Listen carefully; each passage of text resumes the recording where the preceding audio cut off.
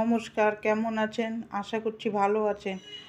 আমিও ভালো আছি। আমি আজকে ভিডিওটা নিয়ে চলে আসলাম সকালবেলায়।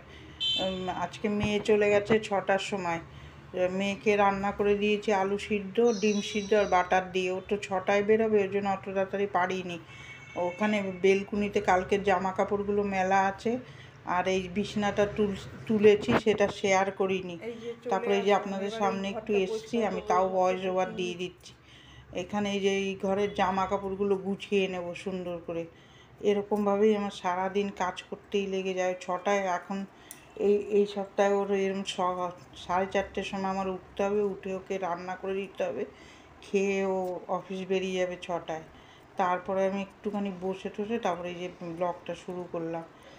এরকমভাবে জামা কাপড়গুলো সব গুছিয়ে নেবো। এই যে বালিশের ওষার টোষার কালকে কেচেছিলাম, সব গুছিয়ে জায়গায় রেখে বিছানাটা ঝেড়ে দিলাম। তারপরে চলে আসলাম রান্নাঘরে এসে বাসন টাসনগুলো মেজে নিচ্ছি ভালো পরিষ্কার করে। যেটুকু জিনিসই থাকুক সেটুকুই পরিষ্কার পরিচ্ছন্ন করে রাখতে হয়। আমি এরকম এইটাই করি। আমার যেটুকু জিনিস আছে সেইটুকু নিয়েই আমি সুখে আছি। এই সব জায়গাগুলো পরিষ্কার করে নিলাম। এই সিঙ্কটাও আমি সঙ্গে সঙ্গে মেজে নিই।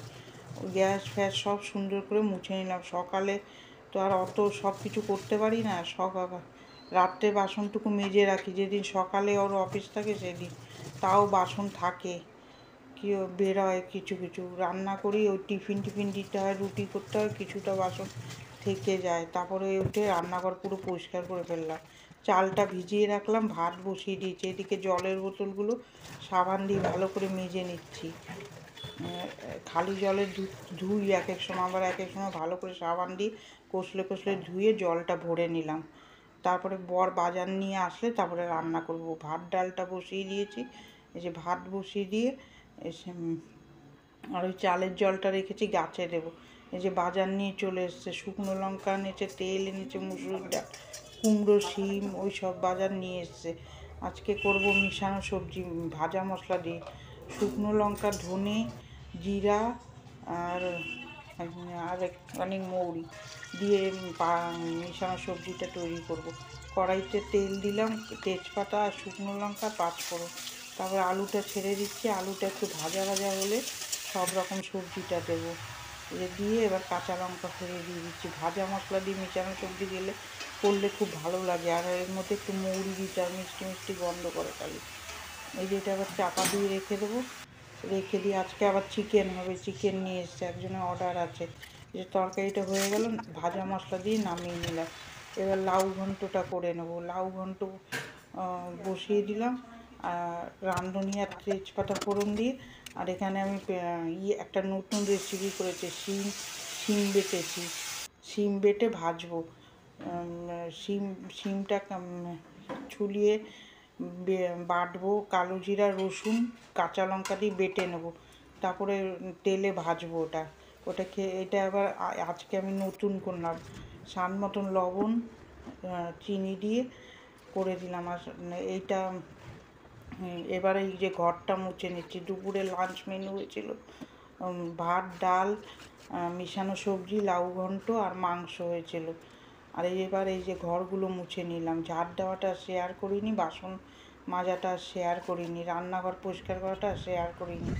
এই যে এইভাবেই আমার সারাদিন কেটে গেল। এই যে পরিষ্কার করে নিলাম। 3টে ঘর মুছতে ভীষণ কষ্ট হয়, তাও আমি নিজে হাতেই সব করি। এই যে রান্নাঘরটাও মুছে ফেললাম একটু সার্ফ আর ফিনাইল দিয়ে মুছে নিলাম, নাহলে তেল করবে। আমি আবার পরিষ্কার থাকতে খুব ভালোবাসি, নোংরা করে ঘর রাখতে পারি না। আমি রোজ সুন্দর করে অল্প অল্প করে পরিষ্কার করি। এই যে গ্যাস মুছে নিয়েছি, সিঙ্কটাও মেজে নিয়েছি ভালো করে। আবার মশলাপাতির কৌটা আমি সার্ফ দিয়ে 2 দিন 3 দিন পর ধুই, এমনি মুছে রাখি।